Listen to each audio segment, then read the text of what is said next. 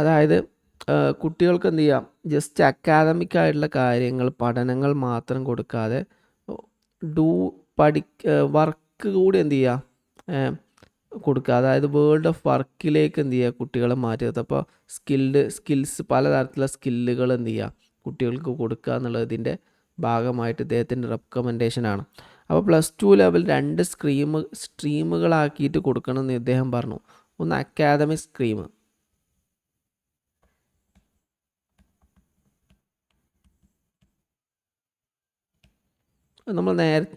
നമുക്കറിയുന്ന നോർമൽ എന്താണ് +2. മറ്റേത് vocational stream. Vocational higher secondary എന്നൊക്കെ നമ്മൾ പറഞ്ഞ് കേട്ടിട്ടുണ്ടല്ലോ അല്ലേ. അടുത്തത് ഇദ്ദേഹത്തിൻ്റെ റെക്കമെൻഡേഷനാണിത്. Socially useful productive work. Socially useful productive work. ഈ concept SUPW, socially useful productive work എന്ന് പറഞ്ഞ കൺസെപ്റ്റ് ഇദ്ദേഹമാണ് ശരിക്കും ഇൻട്രൊഡ്യൂസ് ചെയ്തത്. വളരെ ഫേമസ് ആയിട്ടുള്ള ഒരു കൺസെപ്റ്റാണ്. ഇതിൽ ഇദ്ദേഹം പറയുന്നത്, ഇപ്പോൾ ജനറലി നമ്മൾ എന്ത് ചെയ്യുന്നുണ്ട്, നോർമലായിട്ട് നമ്മൾ അക്കാദമിക്കായിട്ട് പഠിക്കുന്ന കുറേ കാര്യങ്ങളുണ്ടാവും.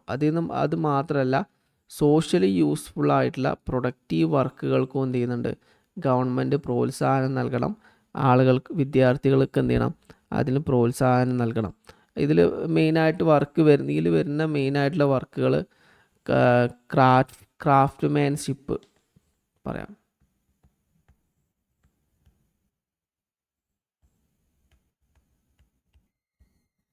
ഇപ്പോൾ ഇതിൽ വരുന്നത് പോട്ടറി, അതുപോലെ വീവിങ്, കാർപ്പൻ്ററി, അതൊക്കെ ഇതിൽ വരുന്നുണ്ട്.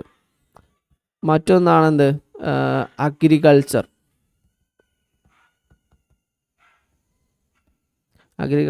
കൃഷി, school garden, kitchen gardening, composting, ഇങ്ങനെയുള്ള കാര്യങ്ങൾ. പിന്നെ വേറെ കുറേ കാര്യങ്ങൾ ഇതിൽ വരുന്നുണ്ട്. 3 മെയിൻ്റനൻസ്. ഇതിൽ മെയിനായിട്ട് ബേസിക് ഇലക്ട്രിക്കൽ റിപ്പയറിങ് വർക്കുകൾ, അതുപോലെ ഫുഡ് റിലേറ്റഡ് ആയിട്ടുള്ള കാര്യങ്ങൾ, സാധാരണ simple cooking, food preservation, nutrition, ഇങ്ങനെയുള്ള കുറേ കാര്യങ്ങൾ ഉൾപ്പെടുത്തിയിട്ടുള്ള ഒരു പഠനമാണ് ഇതിൽ ശരിക്കും എന്ത് ചെയ്യുന്നുണ്ട്, ഗവൺമെൻറ് വിഭാവന ചെയ്യുന്നത്. ഇതിൽ വരുന്ന മറ്റൊന്നാണെന്ത്, learning by working.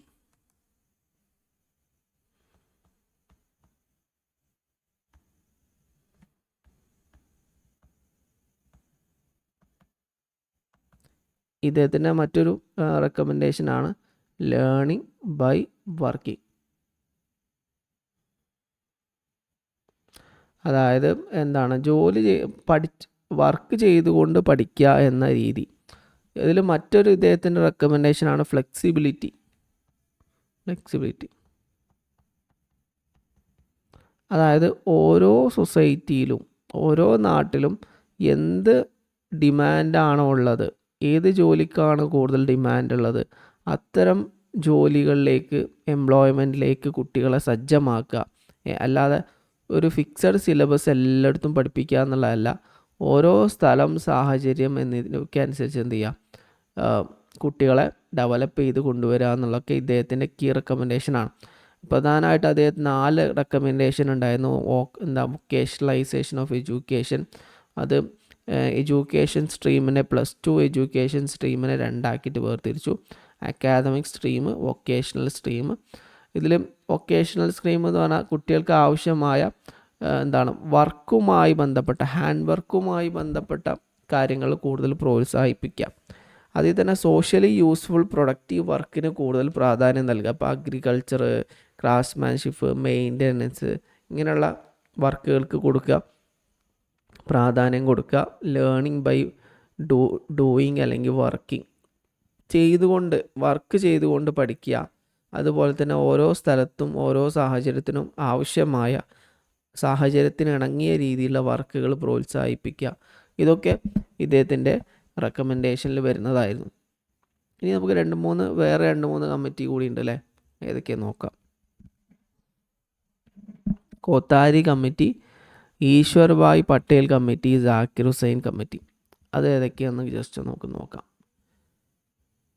Kothari committee 1964-66 കാലഘട്ടത്തിലാണ് അവരുടെ റെക്കമെൻഡേഷൻ വന്നത്. കോത്താരി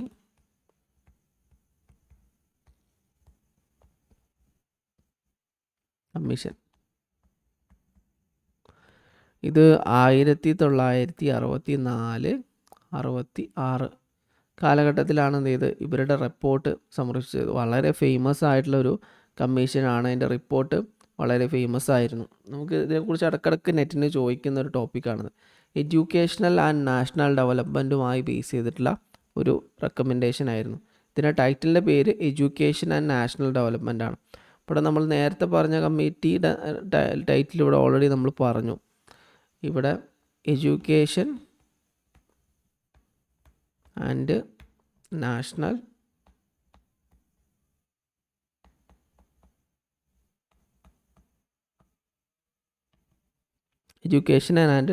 ഡെവലപ്മെൻ്റ് ആണ്. ഇദ്ദേഹത്തിൻ്റെ മെയിൻ റെക്കമെൻഡേഷൻ 10+2+3 എന്ന കൺസെപ്റ്റ് ഇവരാണ് എന്ത് ചെയ്ത് റെക്കമെൻഡ് ചെയ്തത്. കോമൺ സോഷ്യൽ സ്കൂൾ സിസ്റ്റം ഇങ്ങനെ ആയിരിക്കണം എന്ന് പറയുന്ന രീതി. ഇപ്പോൾ നമ്മൾ പുതിയ സിസ്റ്റം 2020 എഡ്യൂക്കേഷണൽ റിഫോമിൽ കുറേ മാറ്റങ്ങൾ വന്നിട്ടുണ്ട് കേട്ടോ. ഇത് പഴയ രീതിയാണ്.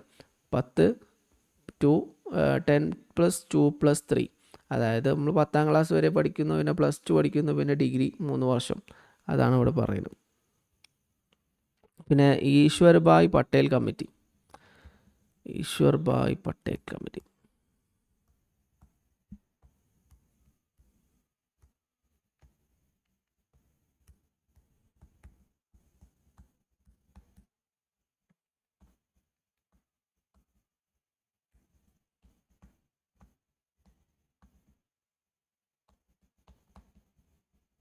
1977 എന്ത് ചെയ്തത് അവരുടെ റിപ്പോർട്ട് സമർപ്പിച്ചത്. അവരുടെ റിപ്പോർട്ടിൻ്റെ ടൈറ്റിൽ വരുന്നത് the curriculum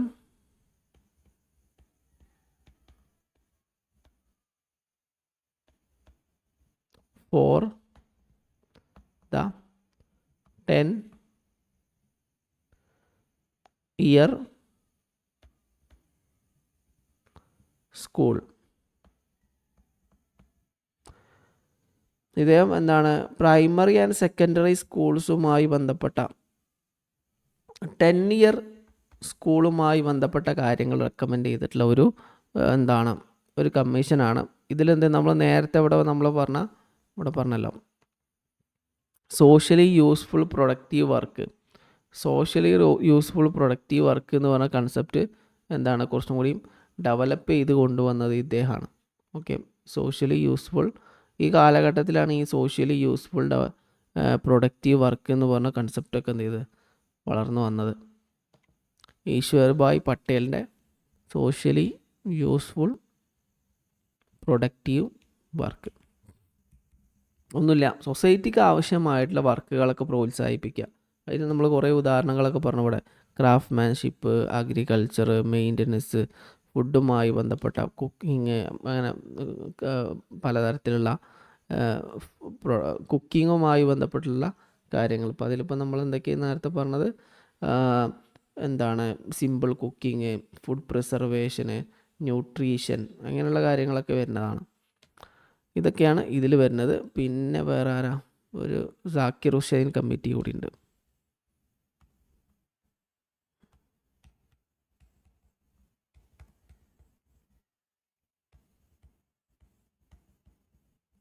Zakir Hussain committee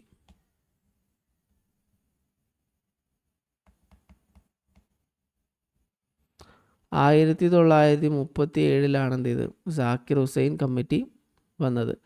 ഇത് നമ്മൾ പഠിച്ചതാണ്, പല പ്രാവശ്യം പഠിച്ചതാണ്. ബേസിക് എഡ്യൂക്കേഷനുമായി ബന്ധപ്പെട്ടുള്ള ഒരു കമ്മിറ്റിയാണ്. ഇത് ശരിക്കും സ്വാതന്ത്ര്യത്തിന് മുമ്പ് വന്നിട്ടുള്ള ഒരു കമ്മിറ്റിയാണ്. Wardha scheme of basic education.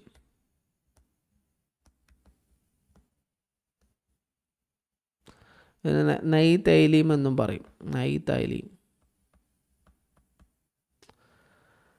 ഇത് മെയിനായിട്ട് 7 വയസ്സ് മുതൽ 14 വയസ്സ് വരെയുള്ള കുട്ടികളുടെ എഡ്യൂക്കേഷനുമായി ബന്ധപ്പെട്ട കാര്യങ്ങളാണ് ഇതിൽ വരുന്നത്. അപ്പോൾ നമ്മൾ നോക്കാം ഇതിൽ ഇതുവരെ പറഞ്ഞതിൽ എന്താണ് learning to do towards a learning and working society. ഇത് അതിശേഷായി കമ്മിറ്റിയുടെ റിപ്പോർട്ടിൻ്റെ ടൈറ്റിലാണ്. ഇത് 1978 നിലവിൽ വന്നത്, ഈ റിപ്പോർട്ട് സബ്മിറ്റ് ചെയ്തത്. അടുത്ത പിന്നെ നമ്മൾ പറഞ്ഞത് എന്താണ്, കോത്താരി കമ്മീഷൻ. കോത്താരി കമ്മീഷൻ 1964 എന്ത് ചെയ്തത്, അതിൻ്റെ റിപ്പോർട്ട് സമർപ്പിച്ചത്. എഡ്യൂക്കേഷൻ ആൻഡ് നാഷണൽ ഡെവലപ്മെൻറ്റ് എന്നാണ് അതിൻ്റെ ടൈറ്റിലിൻ്റെ പേര്. പിന്നെ അടുത്തത് വരുന്നത് Ishwarbhai Patel committee. Ishwarbhai Patel committee 1977 report സമർപ്പിച്ചത്. പിന്നെ 10 ഇയർ സ്കൂളുമായി ബന്ധപ്പെട്ട കാര്യങ്ങളാണ് അതിൽ ഡിസ്കസ് ചെയ്യുന്നത്. പിന്നെ ജാക്കിർ ഹുസൈൻ കമ്മിറ്റി 1937 അവരുടെ റിപ്പോർട്ട് സമർപ്പിച്ചത്. ബേസിക് ലെവൽ എഡ്യൂക്കേഷനാണ് ഈ റിപ്പോർട്ടിൽ ഉണ്ടായിരുന്നത്. ഇത്രയാണ് ഇതിൽ വരുന്നത്. ഇനി നമുക്ക് അടുത്ത ക്വസ്റ്റ്യനിലേക്ക് പോവാം. അടുത്തത് നമുക്ക് എറിക്സൻ്റെ സ്റ്റേജസ് ഓഫ് ഡെവലപ്മെൻ്റ് ആണ്. ഇത് ശരിക്കും സൈക്കോളജിയിലും സോഷ്യോളജിയിലും അതുപോലെ തന്നെ പേപ്പർ 1 ഒരേപോലെ ചോദിക്കുന്നതാണ്. ഇത് സോഷ്യൽ സൈക്കോളജിയുമായി ബന്ധപ്പെട്ട ടേമാണ്. മാത്രമല്ല ഡെവലപ്മെൻ്റൽ സൈക്കോളജിയുമായി ബന്ധപ്പെട്ട ടേമാണ്. അതുപോലെ തന്നെ ഇതിൽ എന്തിൽ വരുന്നതാണ്, പേപ്പർ 1 ഉൾക്കൊള്ളുന്നൊരു ടേമാണ്. Erikson's stages of development. താഴെ പറയുന്നത് ഓർഡറിൽ എഴുതാനാണ് പറയുന്നത്. Generativity and stagnation, identity and role confusion, autonomy and shame, industry and inferiority, integrity and despair. സാധാരണഗതിയിൽ നമുക്ക് പറയുകയാണെങ്കിൽ ലൈഫ് സ്പാൻ ഡെവലപ്മെൻറ്റുമായി ബന്ധപ്പെട്ട ടേംസാണ് ഇതൊക്കെ. എറിക്സൺ എന്ത് ചെയ്തിട്ടുണ്ട്, ഒരു വ്യക്തിയുടെ ജനനം മുതൽ മരണം വരെയുള്ള സൈക്കോ സോഷ്യൽ ഡെവലപ്മെൻറ്റിനെ 8 സ്റ്റേജുകളിലായിട്ട് വിശദീകരിക്കുന്നുണ്ട്. അതിൽ 5 സ്റ്റേജുകളാണ് ഈ താഴെ പറഞ്ഞിട്ടുള്ളത്. ഓരോന്ന് നമുക്ക് എന്ത് ചെയ്യാം, നോക്കാം. ഓക്കെ, ഫസ്റ്റ് പറയുന്നത് എഴുതാം നമുക്ക്. ഫസ്റ്റ് ഓട്ടോണമി ആൻഡ് ഷെയിമാണ് ഫസ്റ്റ് സ്റ്റേജ്. ഇത് ശരിക്ക് ടോഡ്ലർഹുഡ്, ഈ കാലഘട്ടത്തിന് അദ്ദേഹം ടോഡ്ലർഹുഡ് എന്നാണ് പറയുന്നത്. ടോഡ്ലർഹുഡ്.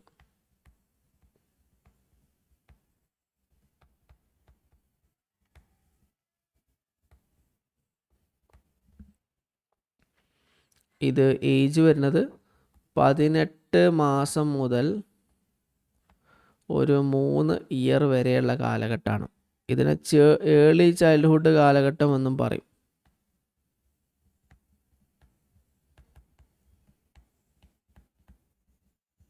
Early childhood stage. ഈ കാലഘട്ടത്തിൽ എറിക്സൺ പറയുന്നത് ഇവരുടെ പ്രത്യേകത autonomy and shame and doubt. Autonomy and shame or doubt.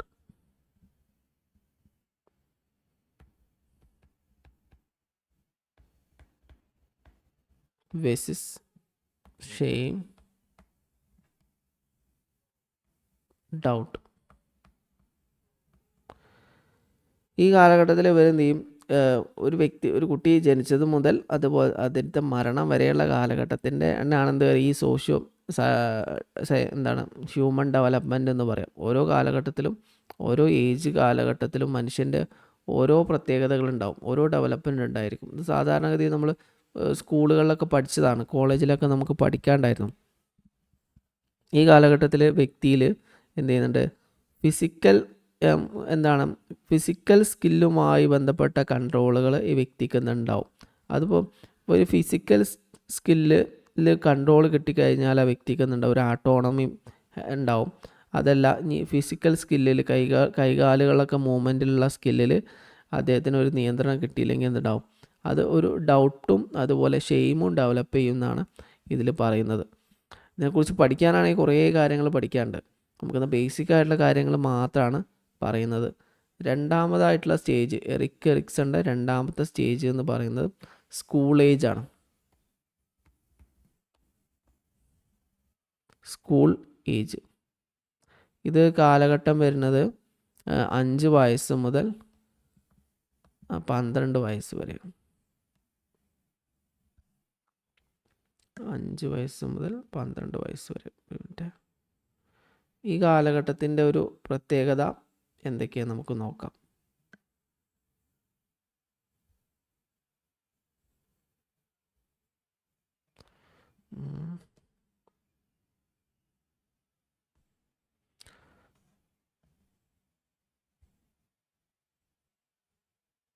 നമുക്ക് എന്ത് ചെയ്യാൻ പറയാം, ഒരു കാര്യം ചെയ്യാം, ഈ 8 സ്റ്റേജുകളും ഒന്നിച്ച് പറയാം. നമുക്ക് എന്ത് ചെയ്യാം, കുറച്ചും കൂടി ഒരു ക്ലാരിറ്റി കിട്ടും. ഇത് നമ്മൾ ടെക്സ്റ്റിലുള്ള 5 സ്റ്റേജുകളല്ലേ പറഞ്ഞിട്ടുള്ളൂ, 8 എണ്ണവും പറയാം, അതാണ് നല്ലത്. ഇതേ പറയുന്നത് നമുക്ക് എന്ത് ചെയ്യാം, ആദ്യം മുതൽ പറയാം. ഓക്കെ, 8 സ്റ്റേജസ് ഓഫ് ഡെവലപ്മെൻറ്റ് ഉണ്ടെന്ന് എറിക് എറിക്സൺ പറയുന്നുണ്ട്. ഓക്കെ, നമുക്ക് നോക്കാം, ആദ്യം മുതൽ നോക്കാം. എറിക് അല്ലെങ്കിൽ ഒരു കൺഫ്യൂഷൻ, ഇതെങ്ങനെ ഇപ്പോൾ 18 സ്റ്റാർട്ട് ചെയ്തത് എന്നൊക്കെ തോന്നിപ്പോവും പിന്നെ. അപ്പോൾ അത് വേണ്ട, നമുക്ക് ആദ്യം മുതൽ നോക്കാം, സമയമുണ്ടല്ലോ. ഓരോന്നും നമുക്ക് ക്ലിയർ ആയിട്ട് തന്നെ പോവാം. എറിക് എറിക്സൺ ഇദ്ദേഹത്തിൻ്റെ theory of psycho social development,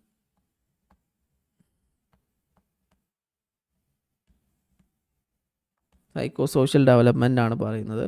ഇദ്ദേഹം പറയുന്നത് ഓരോ കാലഘട്ടത്തിൽ എന്നുണ്ട്, ഒരു വ്യക്തിയുടെ ലൈഫ് സ്പാൻ ഡെവലപ്മെൻറ്റ് കാലഘട്ടത്തിൽ ഓരോ ഫീച്ചേഴ്സും ഓരോ ക്രൈസിസും ഒക്കെ ഉണ്ടായിരിക്കും എന്നാണ് ഇദ്ദേഹം പറയുന്നത്. ആദ്യം ഒരു കുട്ടി ജനിക്കുന്ന ആദ്യ ഘട്ടത്തിന് ഇൻഫാൻസി എന്നാണ് പറയാം. ഇൻഫാൻസി എന്ന് പറഞ്ഞാൽ ഇദ്ദേഹം ജനിച്ചത് മുതൽ 18 മാസം വരെയാണ് ഇൻഫാൻസി കാലഘട്ടം എന്ന് ഇദ്ദേഹം പറയുന്നത്. ഈ കാലഘട്ടത്തിൽ ഉണ്ടാകുന്ന ഒരു ക്രൈസിസ് ആണ് trust versus mistrust.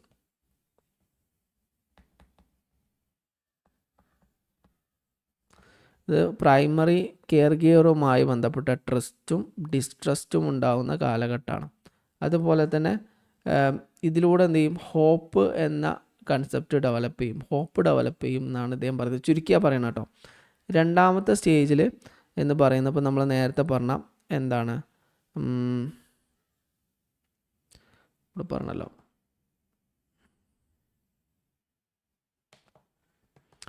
Okay, early childhood ഒരു 18 മാസം മുതൽ രണ്ടാമത്തെ സ്റ്റേജ് ഏർലി ചൈൽഡ്ഹുഡ് 18 മാസം മുതൽ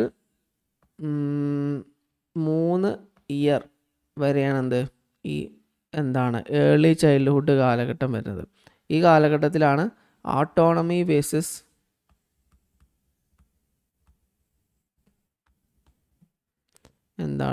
ഷെയിം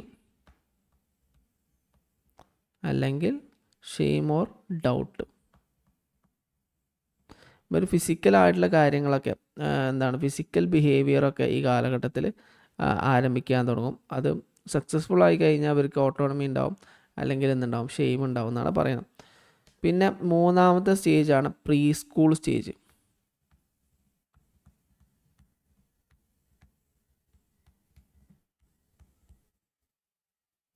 പ്രീ സ്കൂൾ സ്റ്റേജ് എന്ന് പറഞ്ഞാൽ 3 വയസ്സ് മുതൽ 5 വയസ്സ് വരെയുള്ള കാലഘട്ടമാണ്. ഈ കാലഘട്ടത്തിൻ്റെ പ്രധാനപ്പെട്ട ഒരു ക്രൈസിസ് ആണ് ഇനീഷ്യേറ്റീവ്. Initiative versus guilt. പിന്നെ ഇതൊന്നും എന്തിൽ വരുന്നില്ല, നമ്മളെ ക്വസ്റ്റ്യനിലൊന്നും ഈ ടോപ്പിക്കൊന്നും വരുന്നില്ല. അപ്പോൾ ഇതിൽ ഫസ്റ്റ് വന്നത് എന്താണ്? ഫസ്റ്റത്തെ വന്നത് ബി ആണ്, അതായത് ഏർലി ചൈൽഡ്ഹുഡിലുള്ള ടോപ്പിക്കാണ് വന്നത് ബി. അതായത് എന്തായിരുന്നു? ഓട്ടോണമി വേഴ്സസ് എന്താണ് ഷെയിം, അതാണ് ഫസ്റ്റ് വരുന്നത്. ഓപ്ഷൻ സി ആണ് ഫസ്റ്റ് വരുന്നത്. രണ്ടാമത് നമുക്ക് ഇനി നമ്മൾ പറഞ്ഞത് പ്രീ സ്കൂൾ സ്റ്റേജ് അതിൽ വരുന്നില്ല. പ്രീ സ്കൂൾ സ്റ്റേജ് ഏതാണ്? ഇനിഷ്യേറ്റീവ് വേഴ്സസ് ഗിൽറ്റാണ്. ഇനിഷ്യേറ്റീവ് വേഴ്സസ് ഗിൽറ്റ് അതിൽ വരുന്നില്ല. മൂന്നാമത്തത് 5 അതിൽ ഓപ്ഷനിൽ വരുന്നുള്ളൂ. പിന്നെ നാലാമത്തത് സ്കൂൾ ഏജ്. സ്കൂൾ ഏജിന് എന്താണ് 6 വയസ്സ് മുതൽ 11 വയസ്സ് വരെ എന്ന് പറയാറുണ്ട്. ഇതെന്തുണ്ട്, പല പ്രാവശ്യം എന്തുണ്ട്, ഏജുകൾ ചെറിയ വ്യത്യാസങ്ങൾ അങ്ങോട്ടും ഇങ്ങോട്ടൊക്കെ ഉണ്ടാവും. അത് കൃത്യമായിട്ടുള്ള ഏജ് അല്ല. ഓരോ വ്യക്തികൾക്കും ഓരോ സാഹചര്യത്തിലും സമയത്തിലൊക്കെ എന്ത് ചെയ്യും, അങ്ങോട്ടും ഇങ്ങോട്ടൊക്കെ മാറും. ചില പുസ്തകത്തിൽ 6 എഴുതിയിട്ടുണ്ടാവും, ചില പുസ്തകത്തിൽ 5 എഴുതിയിട്ടുണ്ടാവും. ഒരു ഏകദേശ ധാരണ ഉണ്ടാക്കിയെടുക്കുക എന്നേ ഉള്ളൂ. ഈ കാലഘട്ടത്തിൽ ഉണ്ടാവുന്ന ഒരു ക്രൈസിസ് ആണിത്, ഇൻഡസ്ട്രി വേഴ്സസ് ഇൻഫീരിയോറിറ്റി.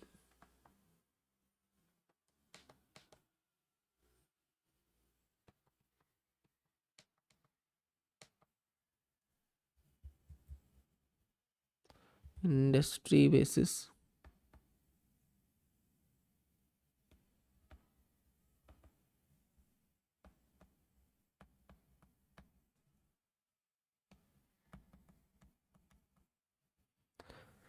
ഈ കാലഘട്ടത്തിൽ എന്താണ്, ഇത് 6 മുതൽ 11 വയസ്സ് വരെ എന്ന് പറയും. 5 വയസ്സ് മുതൽ 10 വയസ്സ് വരെയൊന്നും പല പുസ്തകങ്ങളിൽ കാണാറുണ്ട്. പിന്നെ അത് കഴിഞ്ഞിട്ട് അഞ്ചാമത്തെ സ്റ്റേജാണ്. ഇത് ടെക്സ്റ്റിലുണ്ട് കേട്ടോ, അല്ല ഇത് ക്വസ്റ്റ്യനിലുണ്ട്. ഓപ്ഷൻ ഡി ആണ്. അപ്പോൾ രണ്ടാമത്തെ ഓപ്ഷൻ ഡി ആണ്.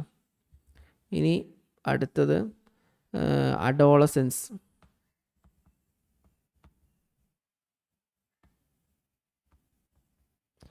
ഇതെന്താണെന്ന് ഇതിൻ്റെ വിശദീകരണം പറയണമെങ്കിൽ നമുക്ക് ഒരു ക്ലാസ്സൊന്നും മതിയാവില്ല, അത്രയധികം കണ്ടൻറ്റുകൾ ഇതിലുണ്ട്. അപ്പോൾ ഇതിൽ പോയിൻറ്റ്സ് മാത്രം ജസ്റ്റ് പറഞ്ഞു പോവാണ്. ഇനി നമുക്ക് എന്ത് ചെയ്യാം, ഈ ടോപ്പിക്കിനെ കുറിച്ച് ഡീറ്റെയിൽ ആയിട്ട് ഇനിയും പഠിക്കാണ്ട് ആ സമയത്ത് എന്ത് ചെയ്യാം, ഓരോന്നും നമുക്ക് വിശദമായിട്ട് പഠിക്കുകയും ചെയ്യാം. ഇപ്പോൾ നമുക്ക് ഒരു കൺസെപ്റ്റ് ക്ലാരിറ്റി കിട്ടുകയെന്നേ ഉള്ളൂ. അഡോളസൻസ് കാലഘട്ടം, അത് സാധാരണഗതിയിൽ ടീനേജ് കാലഘട്ടമാണ്. 12 മുതൽ 18 എന്ന് പറയും, 19 എന്നൊക്കെ പറയാറുണ്ട്. ഓക്കെ, ഈ കാലഘട്ടത്തിൽ ഐഡൻറ്റിറ്റി വേഴ്സസ് റോൾ കൺഫ്യൂഷൻ ഉണ്ടാവും.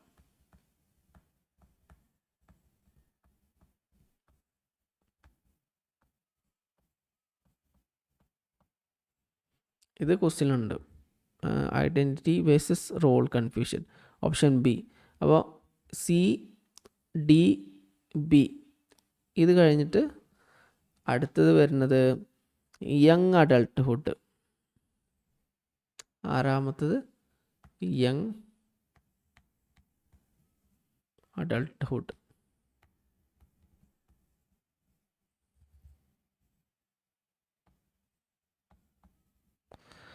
യങ് അഡൾട്ട്ഹുഡ് 19 വയസ്സിനും 40 വയസ്സിനും ഇടയിലാണ് വരിക. ചിലപ്പോൾ 20 വയസ്സ് 40 വയസ്സെന്നും പറയാറുണ്ട്. 19 40 നമുക്ക് ജസ്റ്റ് ഇവിടെ പറയാം.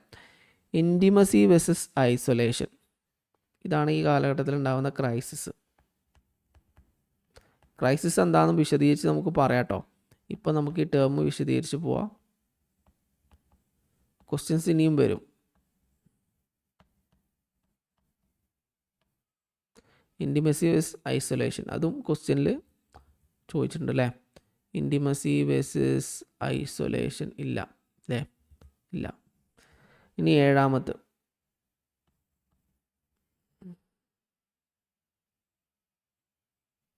Middle adulthood.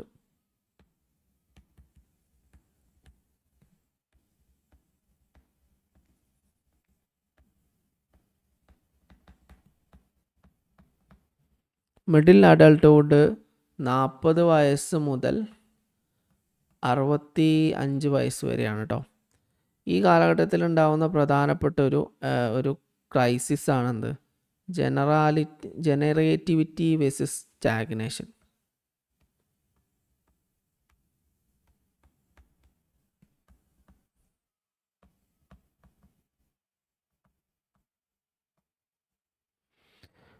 ഇത് ഉണ്ട്, ഓപ്ഷനിലുണ്ട്. Generativity versus stagnation, option A.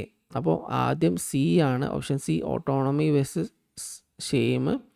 പിന്നെ ഡി ആണ് ഇൻഡസ്ട്രി വേഴ്സസ് ഇൻഫീരിയോറിറ്റി. പിന്നെ ബി ആണ് ഐഡൻറ്റിറ്റി വേഴ്സസ് റോൾ കൺഫ്യൂഷൻ. പിന്നെ എ ആണ് ജനറേറ്റിവിറ്റി വേഴ്സസ് സ്റ്റാഗ്നേഷൻ.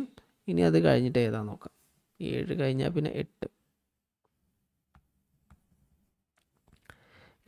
മെച്യൂരിറ്റി എന്ന് പറയും. മിഡിൽ അഡൾട്ട്ഹുഡ് കഴിഞ്ഞാൽ പിന്നെ ഓൾഡ് അഡൾട്ട്ഹുഡ് അല്ല, മെച്യൂരിറ്റി എന്ന് പറഞ്ഞ ടേമാണ് ഇദ്ദേഹം യൂസ് ചെയ്തിട്ടുള്ളത്. മെച്യൂരിറ്റി 65+ ആണ് പറയുന്നത്. ഈ കാലഘട്ടത്തിൽ ഉണ്ടാകുന്ന ഒരു കോൺഫ്ലിക്റ്റ് ആണിത്, ക്രൈസിസ് ആണിത്, ഈഗോ ഇൻറ്റഗ്രിറ്റി വേഴ്സസ് ഡിസ്പെയർ.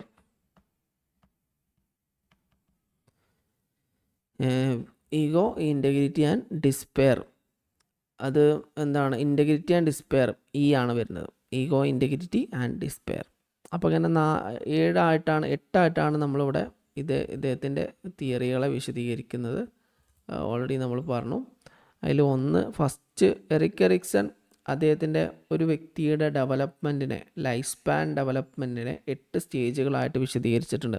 8 സ്റ്റേജുകളിലും ഓരോ ക്രൈസിസും ഉണ്ട് എന്ന് മനസ്സിലാക്കാം. അതിൽ ഫസ്റ്റ് സ്റ്റേജ് ഇൻഫാൻസി സ്റ്റേജാണ്.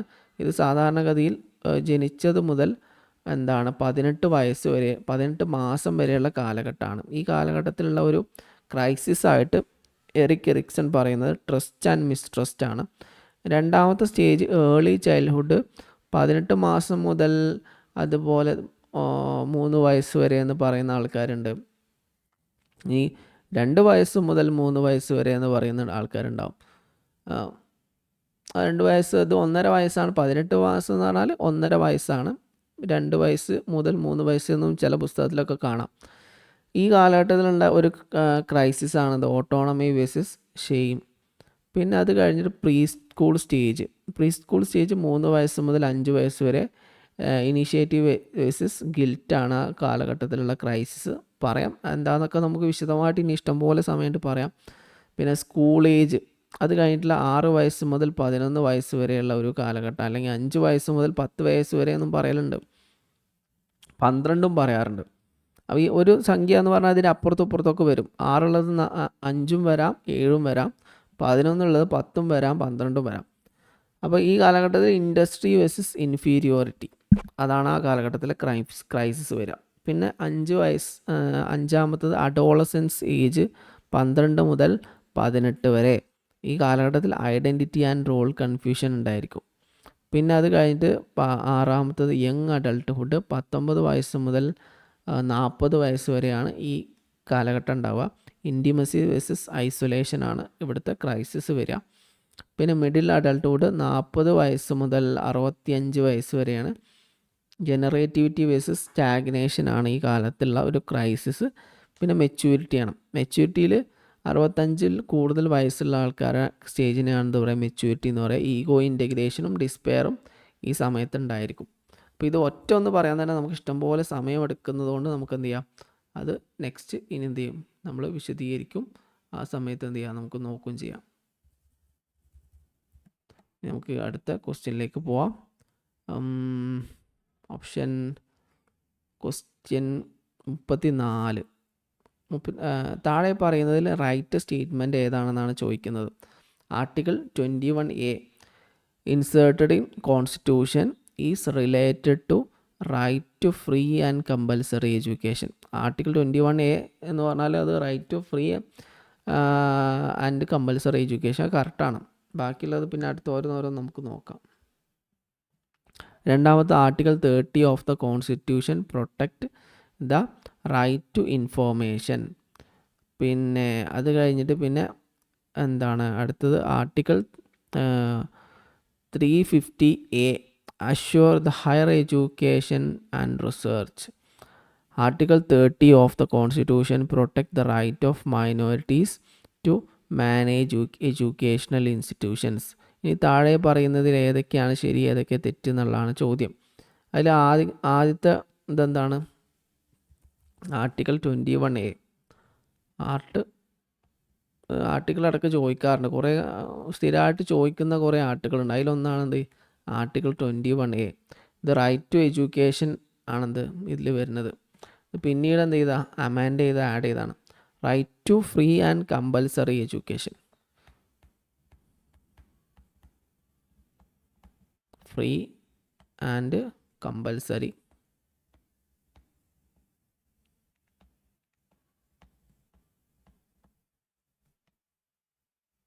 എഡ്യൂക്കേഷൻ. ഇത് 2002 എന്ത് ചെയ്തത്? ഇത് ആഡ് ചെയ്ത് 86th അമെൻമെൻറ്റ് ആക്ട് ഓഫ് 2002 എന്ത് ചെയ്തത്? ഇത് ആഡ് ചെയ്തത്. ഇത് പ്രകാരം 6 വയസ്സ് മുതൽ 14 വയസ്സ് വരെയുള്ള കുട്ടികൾക്ക് സൗജന്യവും നിർബന്ധിതവുമായ വിദ്യാഭ്യാസം എന്ത് ചെയ്യുന്നുണ്ട്? കൊടുക്കണമെന്ന് പറയുന്നുണ്ട്. അതിൻ്റെ മുമ്പ് ഈ act DPSP directive principles of state പോളിസിൻ്റെ ഭാഗമായിരുന്നു. ഈ കാലഘട്ടത്തിലാണ് എന്ത് ചെയ്തത്? മൗലിക അവകാശമായിട്ട് എന്ത് ചെയ്തത്? അംഗീകരിച്ച്. ആർട്ടിക്കിൾ 21A എന്ന് പറഞ്ഞാൽ മൗലിക അവകാശമാണ്. അപ്പോൾ ഇതിൽ ഓപ്ഷൻ എ ഏതായാലും കറക്റ്റാണ്. ഓപ്ഷൻ എ കറക്റ്റ് ആയതുകൊണ്ട് 1, 2, 3 കറക്റ്റായിരിക്കും. അപ്പോൾ നമുക്ക് ഇനി ബി ആണോ സി ആണോ ഡി ആണോ നോക്കണം. ഓക്കെ, രണ്ടാമത്തെ സ്റ്റേറ്റ്മെൻറ്റ് നോക്കാം. രണ്ടാമത്തെ statement B. Article 30 of the constitution protect right to information. Article 30 of the constitution protect right to information.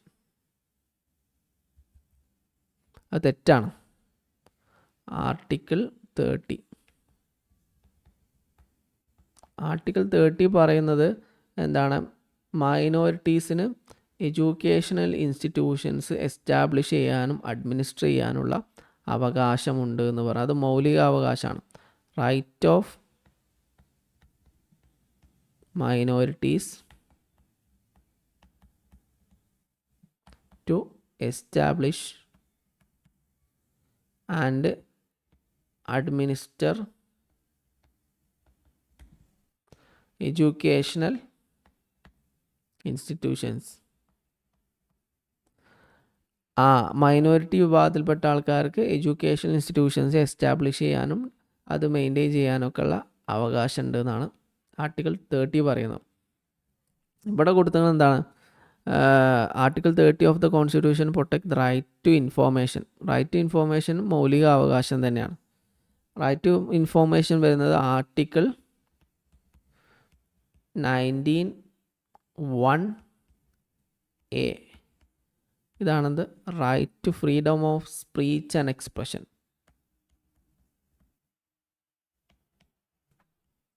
Of speech ഇത് പൊളിറ്റിക്സിൽ വരുന്ന കേട്ടോ.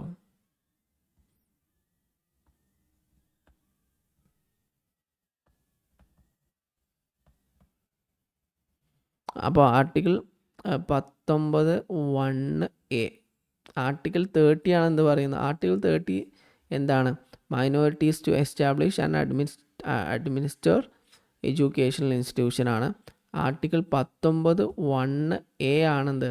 റൈറ്റ് ടു ഇൻഫോർമേഷൻ എന്ന് പറയുന്നത്. അപ്പോൾ രണ്ടാമത്തെ സ്റ്റേറ്റ്മെൻറ്റ് തെറ്റാണ്. അപ്പോൾ നമുക്ക് ഇനി സിയോ ഡിയോ ആണ് ശരിയായിട്ടുണ്ടാവുക. Article 350A assures the higher education and research. Article option C നോക്കാം. ഓപ്ഷൻ സി ആണ് ഇപ്പോൾ നമ്മൾ പറയുന്നത്. Option C.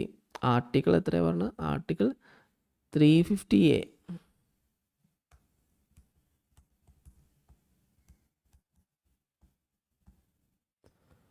ഇത് ശരിക്ക് ഇൻസ്ട്രക്ഷൻ ഇൻ മദർ, ഇത് ശരിക്കും എന്താ ക്വസ്റ്റ്യനിൽ എന്ത് ചെയ്യുന്നു? ഹയർ എഡ്യൂക്കേഷൻ ആൻഡ് റിസർച്ചുമായി ബന്ധപ്പെട്ട ആർട്ടിക്കിളാണ് ആർട്ടിക്കിൾ 350A എന്ന് പറയുന്നത്. തെറ്റാണ്. Article 350A instruction in mother tongue at primary stage.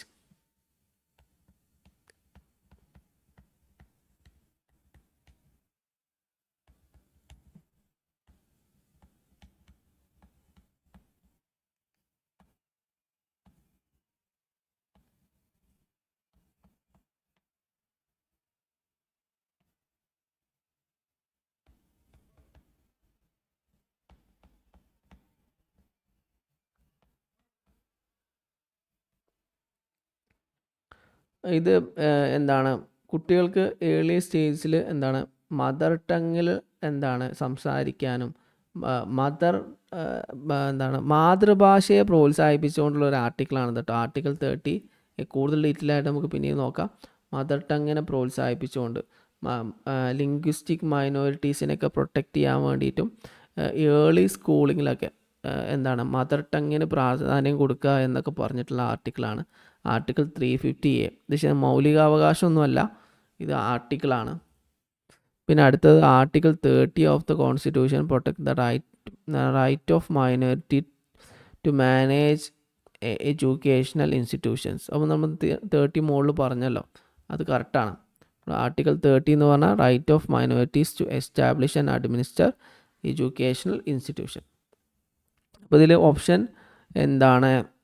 Option എയും ഓപ്ഷൻ ഡിയും ആണ് correct. Option A article 21A എന്താ റൈറ്റ് ടു എഡ്യൂക്കേഷൻ ആണ്. റൈറ്റ് ഫ്രീ ആയിട്ടുള്ള നിർബന്ധിതമായ സൗജന്യമായ വിദ്യാഭ്യാസം എല്ലാവർക്കും ഉറപ്പുവരുത്തണം. പിന്നെ ആർട്ടിക്കിൾ 30 എന്ന് പറഞ്ഞാൽ മൈനോറിറ്റീസിൻ്റെ എഡ്യൂക്കേഷണൽ ഇൻസ്റ്റിറ്റ്യൂഷനുമായി ബന്ധപ്പെട്ടിട്ടുള്ള ആർട്ടിക്കിളാണ്. പിന്നെ നമ്മൾ തെറ്റായ 2 ആർട്ടിക്കിൾ പറഞ്ഞു, അത് ആർട്ടിക്കിൾ 30 ആണ്. ആർട്ടിക്കിൾ 30 എന്താണ് റൈറ്റ് ടു ഇൻഫോർമേഷൻ അല്ല. ഇവിടെ നേരത്തെ പറഞ്ഞു ആർട്ടിക്കിൾ 30 എന്ന് പറഞ്ഞാൽ മൈനോറിറ്റീസിൻ്റെ എഡ്യൂക്കേഷണൽ ഇൻസ്റ്റിറ്റ്യൂഷനുമായി ബന്ധപ്പെട്ട ആർട്ടിക്കിളാണ്. റൈറ്റ് ടു ഇൻഫോർമേഷൻ എന്ന് പറയുന്നത് ഇവിടെ നമ്മൾ പറഞ്ഞു റൈറ്റ് ടു ഇൻഫോർമേഷൻ എന്ന് പറഞ്ഞാൽ ആർട്ടിക്കിൾ 19(1)A ആണ്. Right to freedom of speech and എക്സ്പ്രഷനിലാണ് അത് വരുന്നത്. പിന്നെ ആർട്ടിക്കിൾ 350A പറയുന്നത് ഹയർ എഡ്യൂക്കേഷൻ ആൻഡ് റിസർച്ചുമായി ബന്ധപ്പെട്ടതാണ്. അത് ശരിക്കും അതല്ല. അത് ആർട്ടിക്കിൾ 350A എന്ന് പറയുന്നത് മദർ ടങ്ങിനെ പ്രോത്സാഹിപ്പിക്കുന്നതിന് വേണ്ടിയിട്ടുള്ള ഒരു എന്താണ് ആക്റ്റാണ്. ഇതാണ് ഇതിൽ വരുന്നത്. ഇനി നമുക്ക് അടുത്ത ടോപ്പിക്കിലേക്ക് പോവാം. ഇത് സിമ്പിളായിട്ടുള്ളൊരു ടോപ്പിക്കാണ്, റിസർച്ചുമായി ബന്ധപ്പെട്ട ഒരു ടോപ്പിക്കാണ്. എന്താ മാച്ച് ദ ഫോളോയിങ് ആണ്. എളുപ്പത്തിൽ നമുക്ക് എന്ത് ചെയ്യാൻ പറ്റും? ആൻസർ ചെയ്താൻ പറ്റും. Lecture, demonstration, field trip, project. ഇപ്പോൾ തന്നെ providing direct experience, practicing fact, providing purposeful activities, showing manipulation of operation. ഇതിൻ്റെ ആൻസർ നിങ്ങൾ തന്നെ പറയണം. ഇത് വളരെ എളുപ്പമുള്ള ക്വസ്റ്റ്യനാണ്. ഇതിൻ്റെ ആൻസർ നിങ്ങൾ ജസ്റ്റ് വായിച്ചു നോക്കുക, എന്നിട്ട് പറയാം. എല്ലാവരും ഒന്ന് ജസ്റ്റ് വായിച്ചണേ, എന്നിട്ട് പറയും ഇതിൻ്റെ ആൻസർ എന്താണെന്ന്. അത് വളരെ സിമ്പിളായിട്ടുള്ളൊരു ക്വസ്റ്റ്യനാണ്. ലെക്ചറിങ്, ഡെമോൺസ്ട്രേഷൻ, ഫീൽഡ് ട്രിപ്പ്, അതുപോലെ തന്നെ എന്താണ് പ്രൊജക്റ്റ്. ഇതിൽ ഓപ്ഷൻ സി ഓക്കെ എല്ലാം ഒന്നിലധികം വരുന്നുണ്ട്. നോക്കൂ, പറയൂ.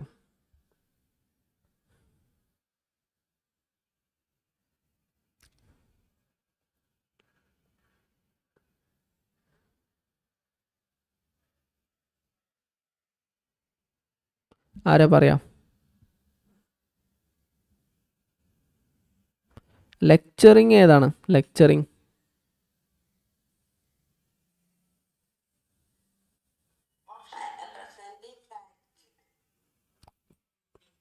Option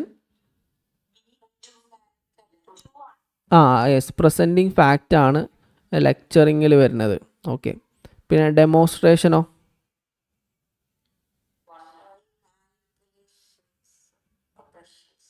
manipulation, yes, showing manipulations of operations. പിന്നെ സി ഫീൽഡ് ട്രിപ്പ് എന്ന് പറഞ്ഞാൽ എന്താണ്? Yes, direct experience. പിന്നെ പ്രൊജക്റ്റ്, യെസ്, പർപ്പസ്ഫുൾ ആക്ടിവിറ്റീസ്. അത് സിമ്പിളാണ്, അതിൽ വിശദീകരിക്കേണ്ട ആവശ്യമൊന്നുമില്ല. നമുക്കറിയാം ഫീൽഡ് ട്രിപ്പും ഇതൊക്കെ എന്തൊക്കെയാണ് നമുക്ക് അറിയുന്ന കാര്യങ്ങൾ തന്നെയാണ്. ഇനി ബാക്കിയുള്ള ക്ലാസ്സുകൾ നമുക്ക് എന്ത് ചെയ്യാം? നെക്സ്റ്റ് ഉണ്ടായിരിക്കും. നമുക്ക് ഇന്നത്തെ സെഷൻ വൈൻഡപ്പ് ചെയ്യണം. ആർക്കെങ്കിലും എന്തെങ്കിലും സംശയം ഉണ്ടെങ്കിൽ ചോദിക്കാം. 40 ദിവസം ഉണ്ടല്ലോ, നമുക്ക് പരമാവധി എന്ത് ചെയ്യാം? ഫോക്കസ് ചെയ്യാം. നിങ്ങൾ എന്ത് ചെയ്യുക? ക്വസ്റ്റ്യൻ പേപ്പർ ഡൗൺലോഡ് ചെയ്യുക. ക്വസ്റ്റ്യൻ പേപ്പർ ഡൗൺലോഡ് ചെയ്യാനുള്ള ലിങ്ക് ഞാൻ എന്ത് ചെയ്തിട്ടുണ്ട്? നിങ്ങൾക്ക് തന്നിട്ടുണ്ട്. പരമാവധി ക്വസ്റ്റ്യൻ പേപ്പർ ഡൗൺലോഡ് ചെയ്യുക. എന്നിട്ട് പരമാവധി എന്ത് ചെയ്യുക? പ്രിപ്പയർ ചെയ്യാം. സ്വന്തമായിട്ട് നമ്മൾ ക്ലാസ് മാത്രം എന്ത് ചെയ്ത് നിങ്ങൾ ഡിപ്പെൻഡ് ചെയ്യരുത്. ഒരു ടൈം ടേബിളൊക്കെ എന്ത് ചെയ്യുക? പരമാവധി ടൈം ടേബിൾ ഇടുക. ഒരു 6 മണിക്കൂർ 7 മണിക്കൂറൊക്കെ പഠനത്തിന് വേണ്ടി ഇപ്പം മാറ്റി വെക്കുക. ഈ 40 ദിവസത്തിൻ്റെ ഉള്ളിൽ വളരെ ഈസി ആയിട്ട് നെറ്റ് ക്ലിയർ ചെയ്യാൻ പറ്റും. നമ്മൾ ഒരുപാട് സുഹൃത്തുക്കളുണ്ട്, കുറഞ്ഞ സമയം കൊണ്ട് നെറ്റ് ക്ലിയർ ചെയ്ത് ഇഷ്ടം പോലെ ആളുകളുണ്ട്. അപ്പോൾ നമ്മൾ പരമാവധി നമ്മൾ സ്മാർട്ട് വർക്ക് ചെയ്യുക എന്നുള്ളതാണ്. പഠിച്ച് മറന്നു പോകാത്ത രീതിയിൽ നമുക്ക് ഓരോരുത്തർക്കും ഓരോ രീതിയായിരിക്കും പഠിക്കാൻ വേണ്ടിയിട്ട്. ചില ആൾക്കാർ എന്ത് ചെയ്യും, നമ്മളെ വീട്ടിലൊക്കെ പല സ്റ്റിക്കറുകൾ ഇങ്ങനെ ഒട്ടിച്ച് എഴുതി വെക്കും പോയിൻറ്റ്സ് മനസ്സിലാവാൻ വേണ്ടിയിട്ട്. ചില ആൾക്കാർ മനപ്പാടാക്കി പഠിക്കും. ഓരോരുത്തരും ഓരോ രീതി, നിങ്ങൾക്ക് നിങ്ങളുടെ രീതി അറിയാലോ, ആ രീതി വെച്ചിട്ട് എന്ത് ചെയ്യാം, പരമാവധി പ്രീവിയസ് ഇയർ ക്വസ്റ്റ്യൻ പേപ്പറുകൾ നോക്കുക. എത്ര വേണം, ഇപ്പോൾ ഈ ലേറ്റസ്റ്റ് ആയിട്ടുള്ള ക്വസ്റ്റ്യൻ പേപ്പർ നോക്കണം. കുറച്ച് പഴയ ക്വസ്റ്റ്യൻ പേപ്പർ നമ്മൾ റെഫർ ചെയ്ത് കഴിഞ്ഞാൽ കുറച്ചും കൂടി എളുപ്പമുള്ള ക്വസ്റ്റ്യൻസ് ആയിട്ട് നിങ്ങൾക്ക് ഫീൽ ചെയ്യും. ഇപ്പോൾ കുറച്ച് കാലമായിട്ട് വരുന്ന ക്വസ്റ്റ്യൻസ് ഒരു 2020 മുതൽ ഇങ്ങോട്ട് 2026 വരെയുള്ള ക്വസ്റ്റ്യൻസൊക്കെ നോക്കുകയാണെങ്കിൽ കുറച്ചിങ്ങനെ എന്ത് ചെയ്യും, കുറച്ചിങ്ങനെ ടഫായി വരുന്നുണ്ട്. ടഫായിട്ടല്ല, കൺസെപ്റ്റ് കുറച്ചും കൂടി ഡീറ്റെയിൽ ആയിട്ട് ചോദിക്കുന്ന പോലെയൊക്കെ തോന്നുന്നുണ്ട്. അപ്പം പരമാവധി എന്ത് ചെയ്യുക, ഇവിടെ നിന്ന് കേട്ട് 2020 മുതൽ 2026 വരെയുള്ള ക്വസ്റ്റ്യൻസ് പരമാവധി നോക്കുക. പിന്നെ എന്തെങ്കിലും സംശയങ്ങളുണ്ട് എന്നോട് ചോദിക്കുക. പരമാവധി ക്വസ്റ്റ്യൻസ് എന്ത് ചെയ്യും, നമ്മൾ ക്ലാസ്സിൽ എക്സ്പ്ലെയിൻ ചെയ്യും. നമുക്ക് എന്ത് ചെയ്യാം, ഇപ്രാവശ്യം തന്നെ പരമാവധി ക്ലിയർ ചെയ്യാൻ നോക്കാം. ഓക്കെ, അപ്പോൾ നമുക്ക് ഇന്നത്തെ സെഷൻ വൈൻഡപ്പ് ചെയ്യാണ്. പങ്കെടുത്ത എല്ലാവർക്കും നന്ദി.